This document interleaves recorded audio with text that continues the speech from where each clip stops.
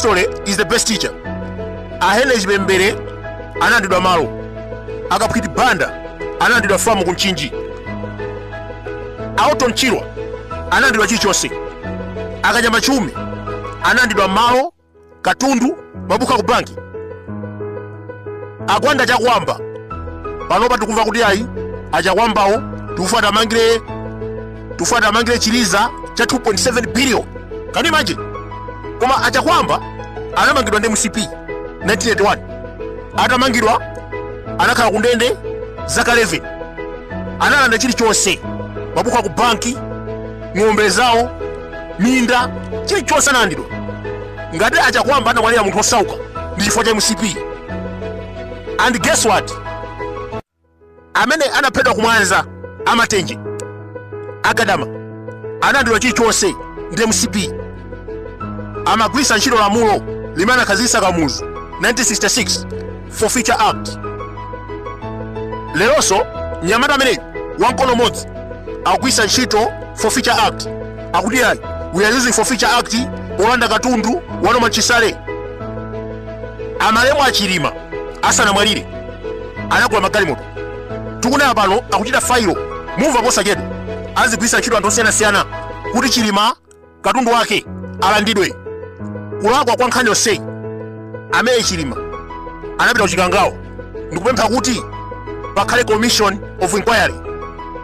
Lero angotusa nkhani zambirimbiri. Achilima anali ngongole 4 billion, achilima anali ngongole 100 million. Zonse zija ndi maplani ofuna kusaukisa. Now zimene amachita Joe Biden ku America ndi zimene akuchita MCP lero. Lero Biden akuchoka, amene anayika kuti apikisane nawo akuchoka, kukubwera Donald Trump. Yemwe uja amene amanga, yemwe uja amene anamuwuza kuti ayi upereke 787 billion malawi kwacha. Leronso UTM DPP ikuzunzika, akuti ayi anoma chisale katundu wa mtilanda. UTM achilima magalimoto awo tilanda. Nditi madabwa kuti kudangoniwa anakwachani.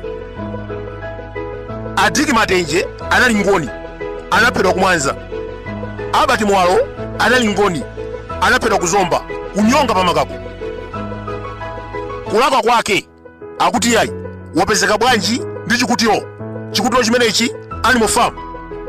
Basitu anagwira ndi kuwanyonga kwadwa khosi.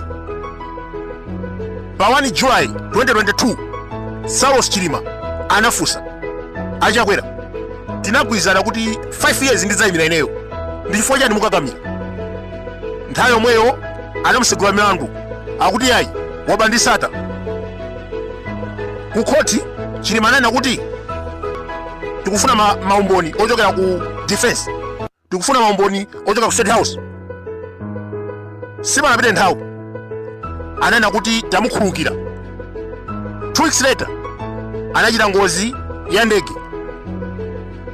Panopa ngati pali ngoni amene wasala akulimba mtima kulankhula mopanda mantha ndilo manchisale. Mukhoza kuona lokha zimene zikuchitika.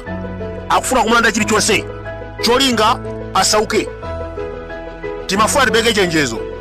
Nyamata mkono modzi usamale utengere chitsanzo ku America. Uja amanenedwa dziko lonse criminal, wakuba, wokwiririra, racist. Ndikunena pano ndi president. Inu boma ili lakwana. Fetereza, mafuta, chilichonse akulya ngongole. Ndikunena pano kalembera kuchitika. Aliyense akalembetse. Voti yanu ili ndi mphamvu yosintha zinthu m'dziko muno.